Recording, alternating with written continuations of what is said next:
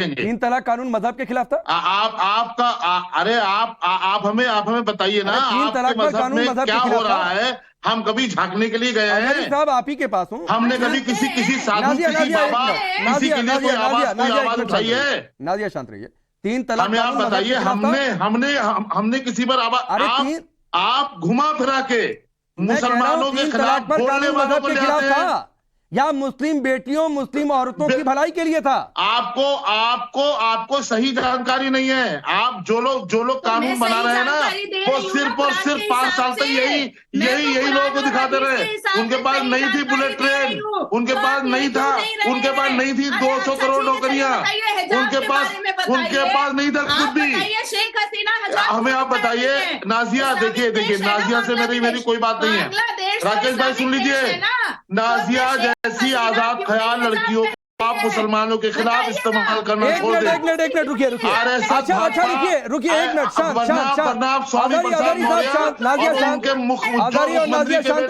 जिन्होंने सनातन धर्म के खिलाफ बोला है, मेरा सवाल भी आप ले आइए। सुनिए सामने। अरे सुनिए जैसी आजाद ख्याल लड़कियों को लेकर के मुसलमानों को, इस्लाम को टारगेट करवाते हैं। अभी और आप करवाते हैं। हम यहाँ तौहीन सुनने के लिए नहीं आए हैं। समझ में आया नहीं आपके? राकेश भाई, राकेश भाई आप हैसियत में रहिए। मैं आपसे साफ लफ्जों में कह रहा हूँ, आप ये मुसलमानों के खिलाफ बोलने वाली नमो नेहात मुस्लिम लड़कियों को ला करके मुसलमान और इस्लाम को टारगेट नहीं करने दिया जाएगा आपको। बहुत हो गया ये। राकेश भाई कब तक आप इन आजाद पीसीआर आवाज डाउन करिए सबकी। पीसीआर सबकी आवाज डाउन करिए। हजारी साहब, मैंने इसलिए आवाज डाउन करवाई क्योंकि आप मेरी बात नहीं सुन रहे थे। नंबर 2 बात, मेरी हैसियत मत देखिए ना, तो मेरी हैसियत देखने की आपके अंदर हिम्मत है तो एक बात मैं आपको चेतावनी दे रहा हूं कि मेरी हैसियत मत देखा करिए। नंबर 1 बात, और कोई पैनलिस्ट मेरी हैसियत ना देखा करे। हैसियत देखने और दिखाने के लिए आपको डिबेट में नहीं बुलाते हैं। और नंबर 2 बात, आपने कहा कि नाजिया आजाद ख्यालों वाली लड़की, तो क्या इस्लाम में आजाद ख्यालों वाली महिला की कोई जगह नहीं है क्या? हमें मालूम है आप मुस्लिम विरोधी हो। नहीं। अरे मैं मुस्लिम विरोधी नहीं हूं, मैं हिंदू हूं, लेकिन मुस्लिम धर्म का भी उतना ही सम्मान करता हूं। आप झूठ बोलते हैं। आप हैसियत देखने की बात पर आ गए। आप कह रहे हैं नाजिया आजाद ख्यालों वाली लड़की, तो क्या इस्लाम में आजाद ख्यालों वाली महिलाओं की कोई जगह नहीं है? या महिलाएं आजाद ख्याल की नहीं हो सकती है इस्लाम में? अपनी आवाज खोल करके रखते हैं। आप झूठ बोलते हैं। चलिए ठीक है दानिश ये नहीं बोलेंगे।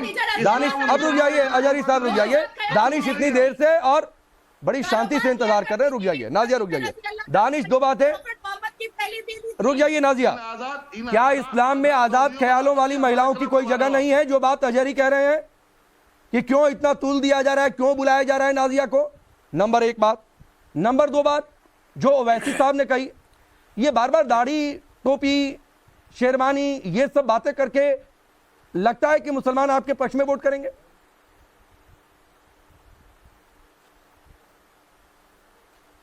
देखिए, सबसे पहले तो मैं आपको ये बता दूं कि सुब्राष्ट्र जी ने जो भाषा में बात कही, मुझे लगता है कि सबसे पहले ये समझ लेने की ज़रूरत है। उसका रीज़न ये है कि उन्होंने ये कहा कि जिनको परेशानी है वो चले जाएं। तो मोहतरमा, अगर आपको परेशानी है तो आप भारत से जहां जाना चाहे वहां जाएं। हम तो सन 47 में नहीं गए, तो अब 47 सेकंड भी बाहर नहीं जाएंगे अपनी मर्जी के बिना। नंबर 1 की बात।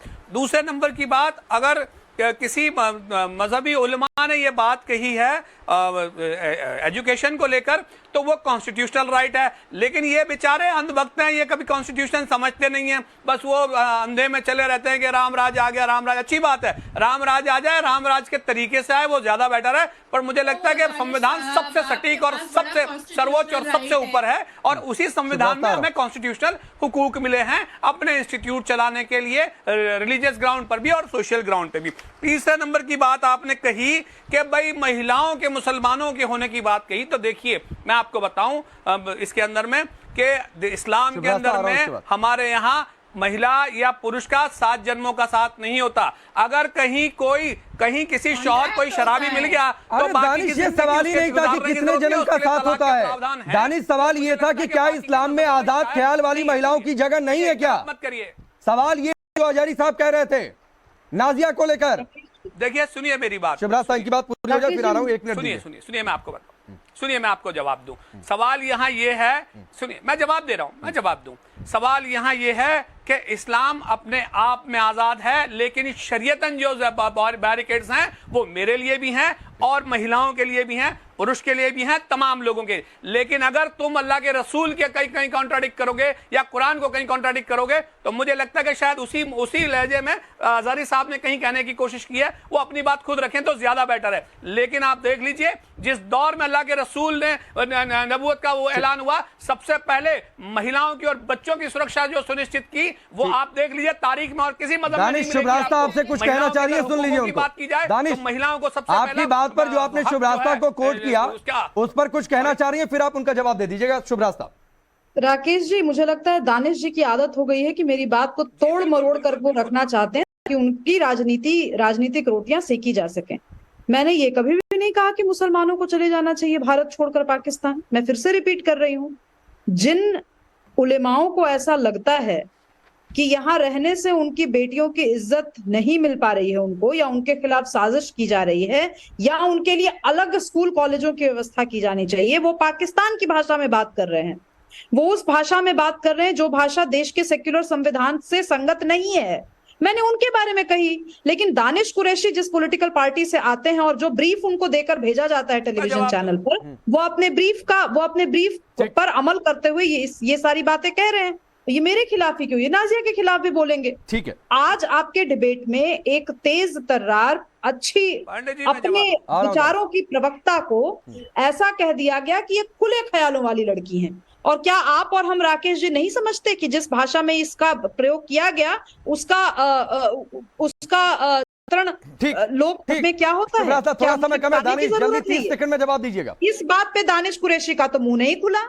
तब तो इनको नहीं लगा कि हमारे समाज की एक मुसलमान बच्ची को यहाँ बैठ करके जो जवाब दिया है मैं आपको बता दूं, दरअसल उनको ये पता ही नहीं है दिक्कत क्या है सुभराष्ट्र जैसे लोगों की। उन्होंने संविधान न समझा है न जाना है। आर्टिकल 30 अगर पढ़ लेती तो उनको समझ में आ जाता कि भाई अपने अपने इंस्टीट्यूट बनाने की सत्ताएं हैं और वो सत्ताओं का इस्तेमाल करके चाहे मदनी जी हो चाहे ओवैसी साहब हो, हर लोग कर सकते हैं। लेकिन इनको आपत्ति है कि या तो इनको ज्ञान नहीं है या तो फिर इस देश के अंदर में ध्रुवीकरण की राजनीति के जो एजेंडा लेके ये चल रहा है उसके चलते ये सारा प्रॉब्लम क्रिएट कर रही है। इससे विशेष तो कुछ भी नहीं है। क्यों कोई चला जाएगा जब अपना कॉन्स्टिट्यूशन इतना सटीक है, सचेत है, जिसमें जगह है हमारे पास, तो क्यों कोई जाने की बात करेगा? और क्यों देश से जाने की बात करती हैं आप? आपको शर्म नहीं आती देश के नागरिकों के साथ में इस तरह की बदहाली की बात करती हैं? प्लीज दानिश कुरैशी, ये शर्म मदनी को आनी चाहिए कि इस तरीके की बातें उन्होंने कही हैं। किसी नागरिक के लिए इस तरीके से कहना चाहिए था उनको।